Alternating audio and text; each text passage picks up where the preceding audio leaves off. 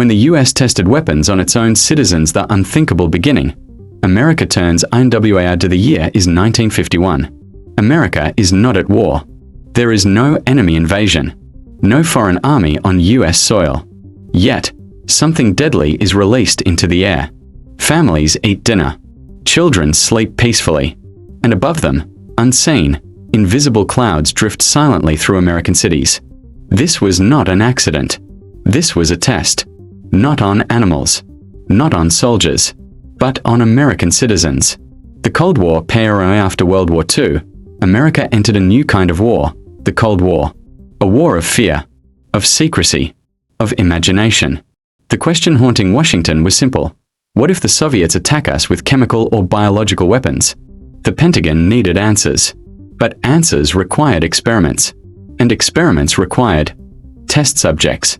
So the US government made a decision that would stay classified for decades. They chose their own people. Operation Sea Spray, San Francisco, 1950. September 1950. San Francisco. A US Navy ship quietly positions itself near the coast. From onboard sprayers, it releases a thick bacterial cloud into the city's iconic fog. The bacteria, Serratia marcescens. At the time, the military called it harmless. They were wrong. Within days, hospitals filled with patients suffering from rare infections. One man died. Doctors had no idea why. The public was never told. For 20 years, the operation remained classified. San Francisco had become a living laboratory. The poisoned St. Louis SKY from 1953 to 1965, another city was chosen. St. Louis, Missouri. Mostly low-income, mostly black neighborhoods. The military sprayed a glowing chemical dust into the air, zinc cadmium sulfide, to simulate radioactive fallout. Officials claimed it was safe. Decades later, residents reported unusually high cancer rates. Children had played in the falling powder. Families breathed it daily. No consent. No warning. No apology. The Utah soldiers, nerve gas tests in the deserts of Utah, young American soldiers were lined up. They were told they were part of routine training. Then nerve agents were released. Some collapsed instantly. Others vomited, seized, or lost consciousness. Many were ordered to stay silent. Years later, survivors developed Parkinson's disease, nerve damage, and chronic illness. The government denied responsibility. Their service records? Classified. New York subways. A hidden experiment in the 1960s. U.S. Army scientists entered New York City subway stations. They dropped light bulbs filled with bacteria onto the tracks. As trains roared past, the wind spread the microbes through tunnels and platforms. Millions inhaled it. No one knew. The goal? To see how fast biological agents could spread in a real city. The result?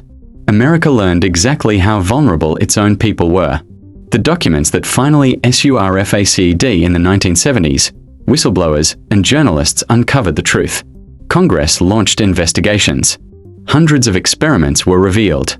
Biological agents, chemical clouds, radiation exposure, all conducted without public consent.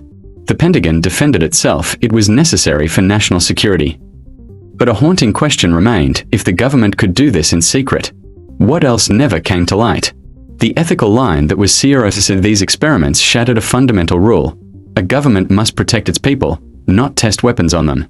No warnings. No choice. No accountability. Many victims were never compensated. Some were never acknowledged.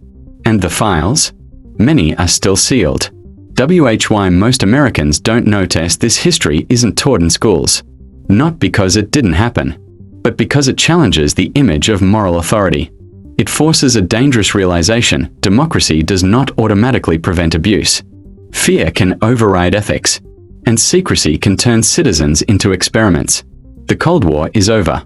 But the question remains: if it happened once, could it happen again? And if it did, would we even know? History doesn't repeat itself loudly. It whispers. Subscribe to Jaffrey Explored, because the most dangerous stories are the ones hidden in plain sight.